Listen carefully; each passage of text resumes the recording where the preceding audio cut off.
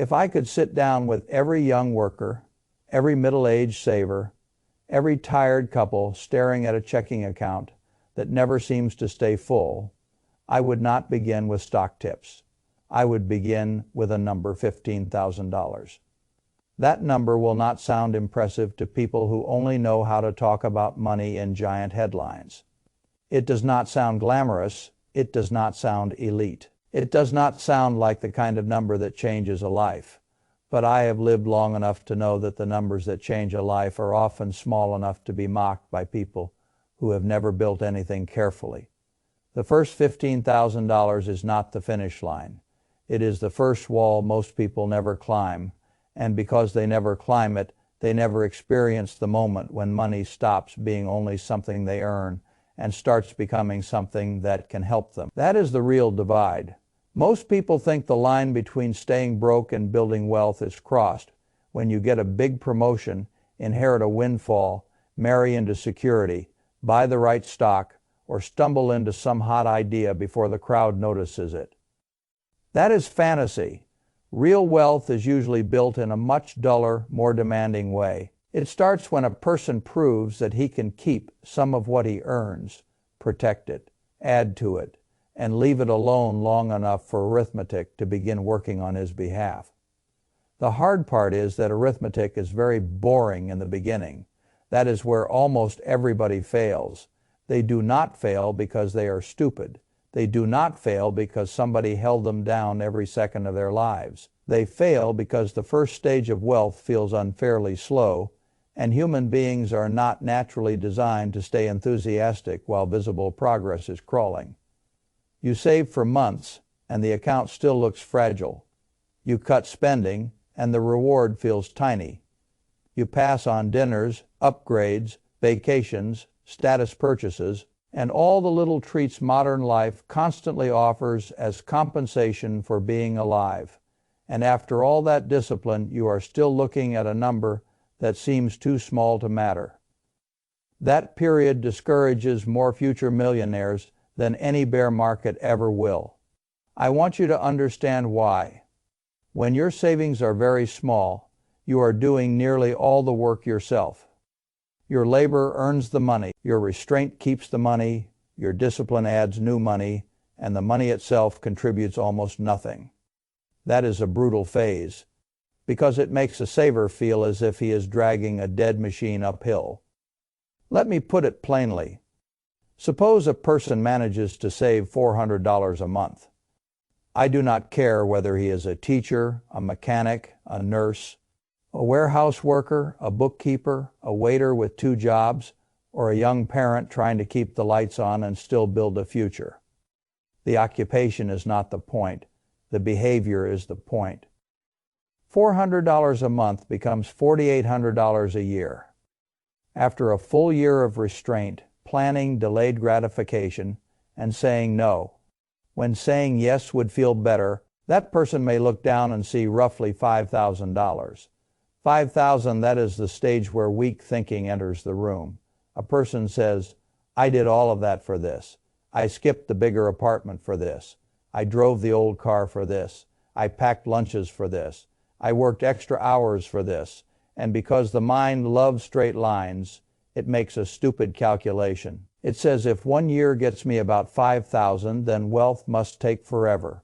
So I might as well enjoy myself now. That simple thought has wrecked an astonishing number of lives, because wealth does not grow in a straight line. It grows in stages. At first you are carrying the load almost by yourself. Then one day the load begins pushing back in your favor. Not enough to retire you, not enough to impress strangers, but enough to change your psychology, your options, and eventually your entire trajectory. That is why I care so much about the first $15,000. It is not magic, it is momentum. Once you have $15,000 that is truly yours, not borrowed, not leased from a credit card, not sitting in a checking account waiting to be spent next weekend, something important changes. You are no longer a person who says, I can never get ahead.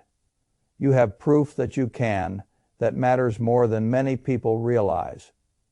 Most people live in a mental prison built from repeated evidence that they do not keep money.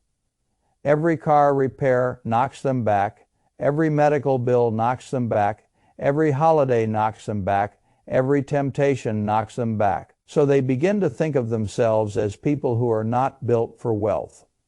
Cross the first real threshold, and that lie weakens. Second, your breathing changes. A person with $15,000 saved is not rich, but he is no longer living at the edge of every small emergency. A transmission failure is still unpleasant. A sudden expense is still annoying. A bad month is still inconvenient, but life is no longer one badly timed surprise away from panic. That reduction in panic is itself a form of wealth.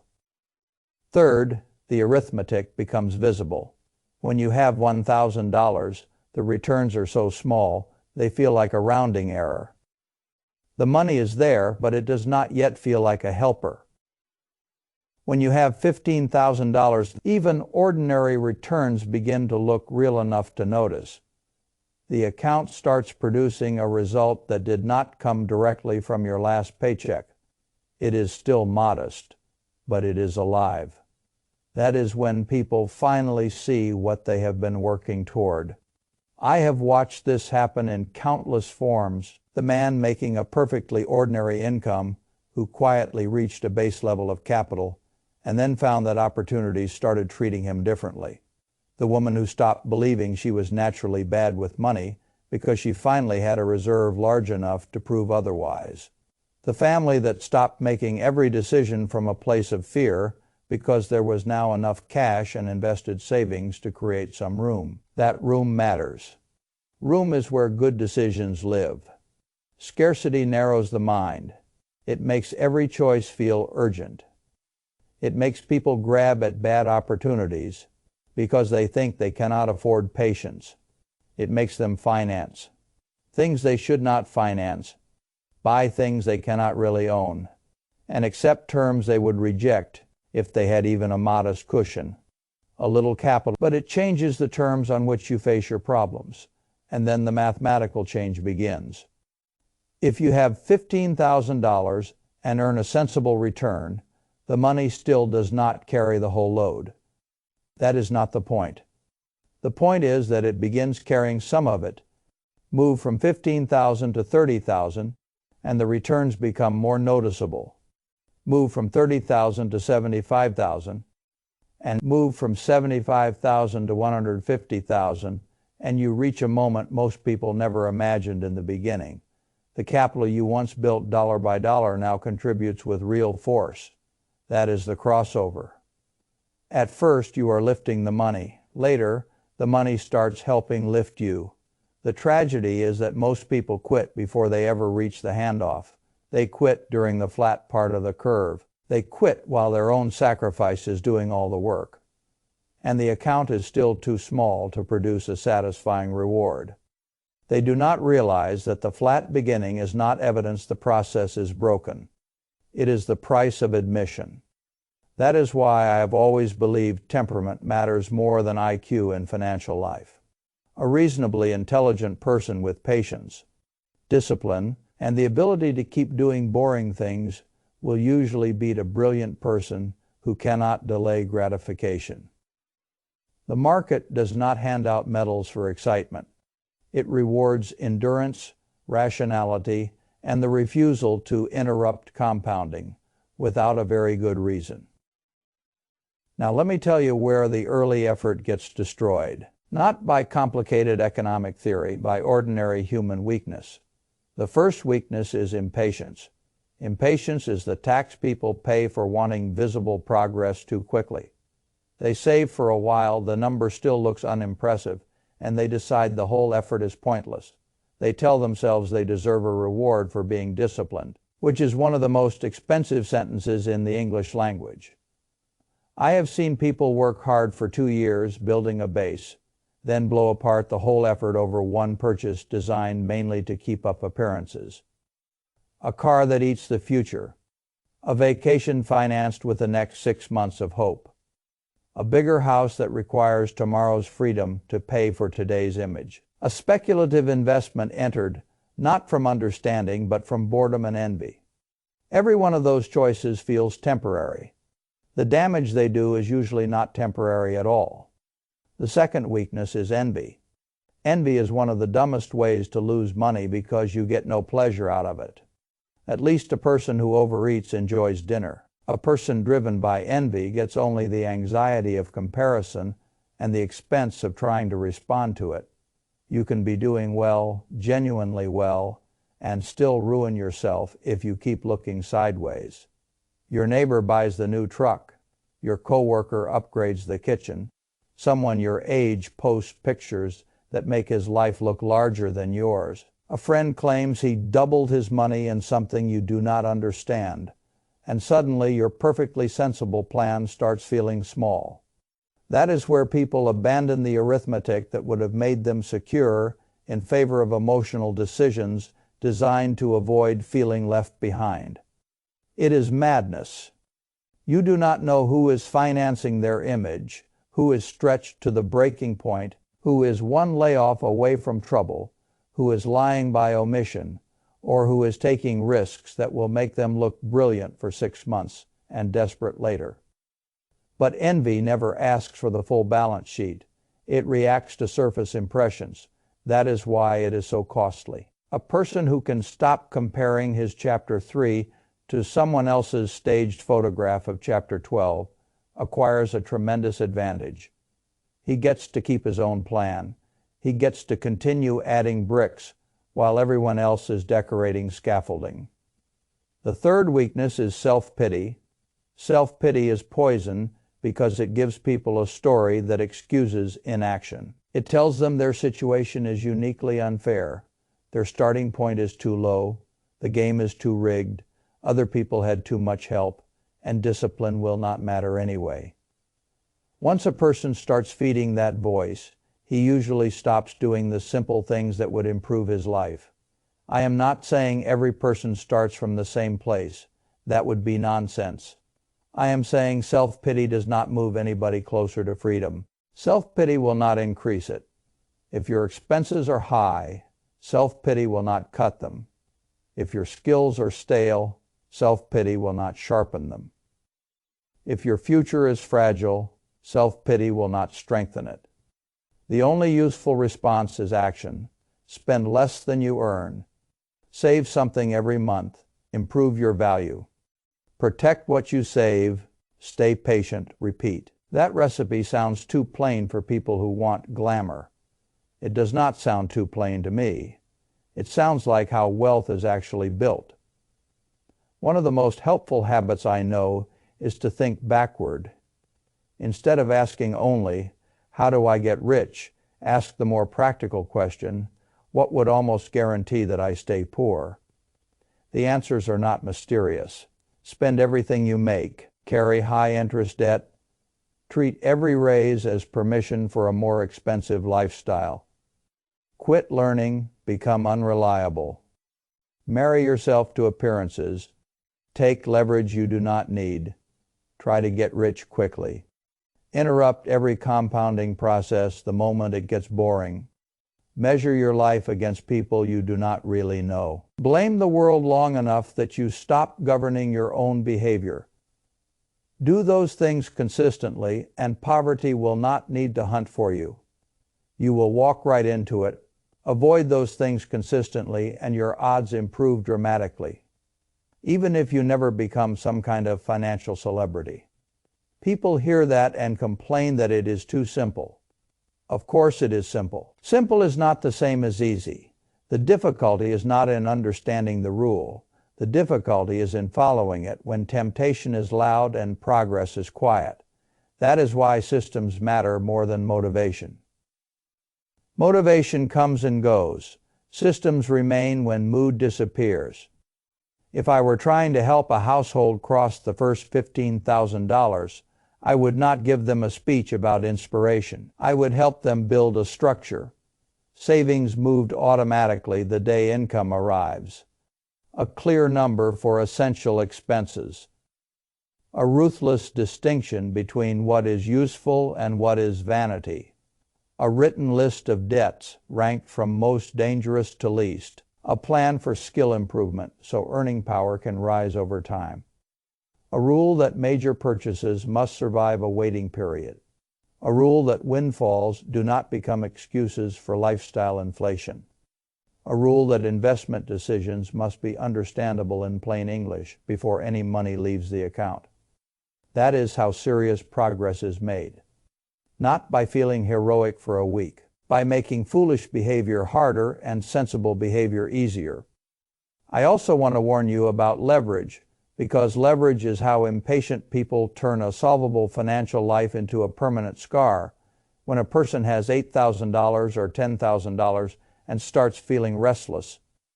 Leverage whispers to him.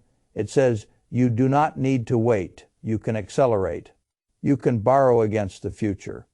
You can make the machine work faster. Sometimes, for a brief period, leverage looks intelligent. That is the trap. It magnifies gains just long enough to make the user feel smarter than discipline. Then the cycle turns. Prices fall. Terms tighten.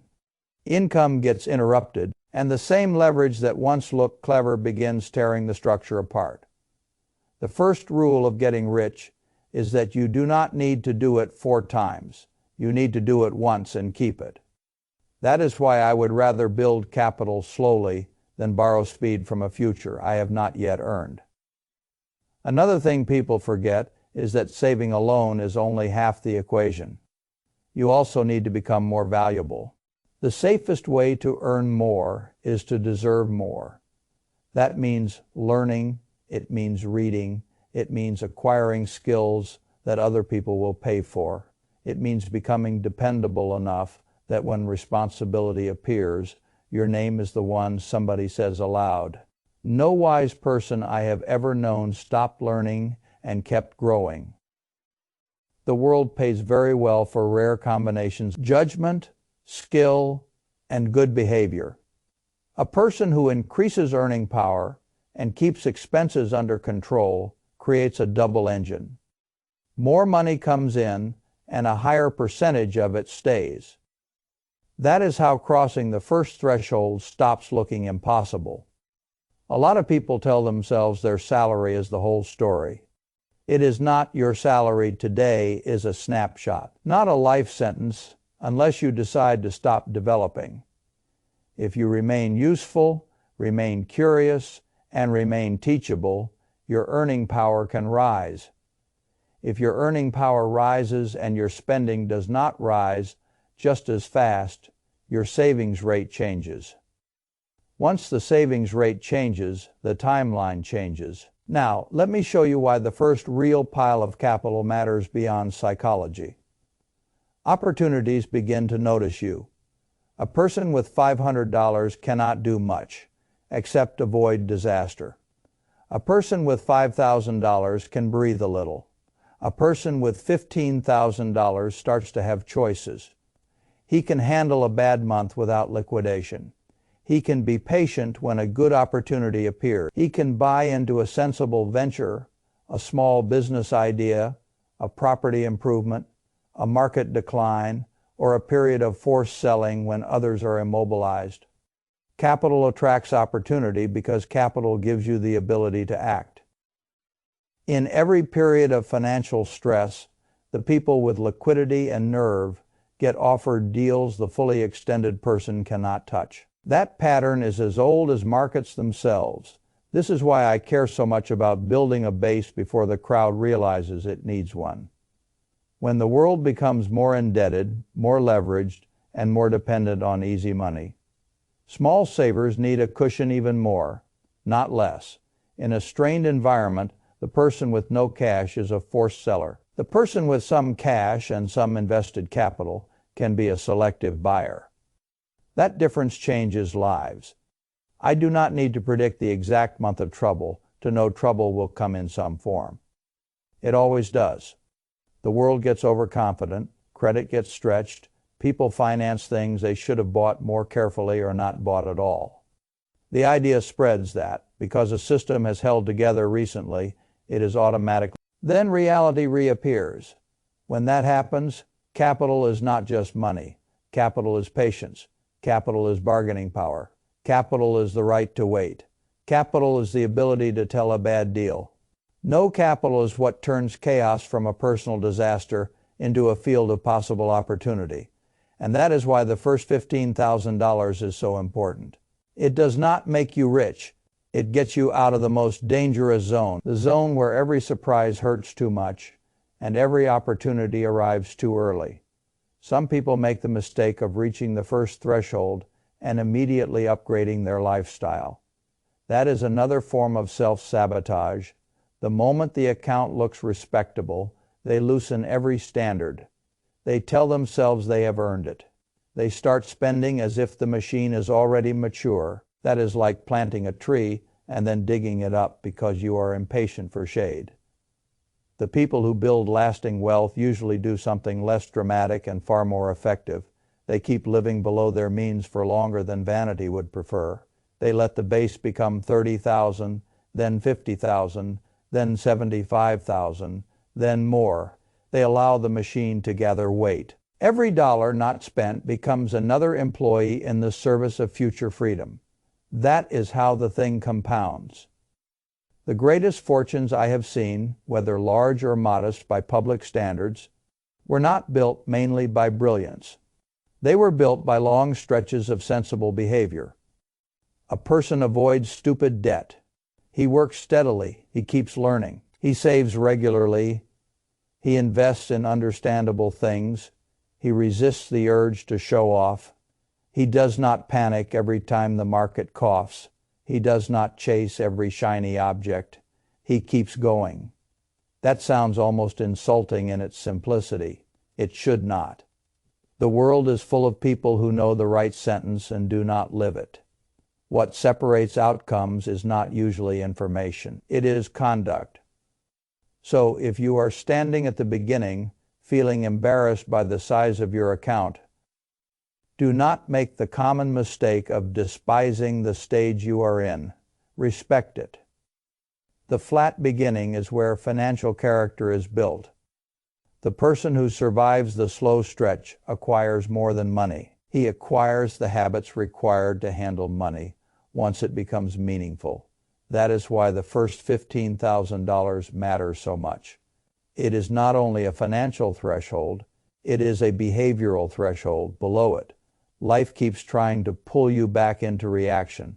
Above it, you begin to taste the possibility of strategy. And when strategy enters the room, a great many things become possible.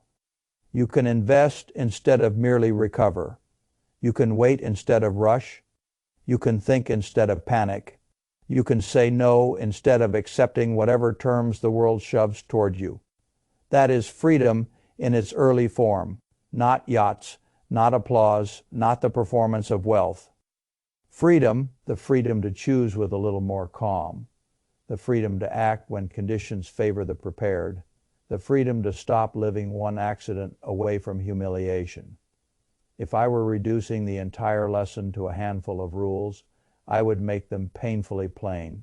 Spend less than you earn. Save automatically. Increase your value. Avoid toxic debt. Avoid leverage you do not truly need. Do not envy people whose balance sheets you have not seen. Do not feel sorry for yourself long enough to become passive. Stay inside your circle of competence. Let compounding continue unless you have a very good reason to interrupt it.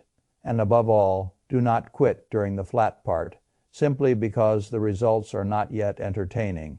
That is where nearly everyone loses. They leave just before the machine would have started helping them. I have never thought the purpose of money was to make a person look important. I have thought its best use was to make a person more independent, more resilient, and less likely to sell his future for present approval. That process begins earlier than people think. It begins when a person decides that the first real pile of capital matters more than appearances. So start where you save what you can, raise what you can, protect what you build. Let the first threshold become real, then keep going. Because once you cross it, the world does not become easy. But it does begin to change. And in finance, as in life, the people who keep going through the slow beginning are usually the ones who eventually get to enjoy the steep part.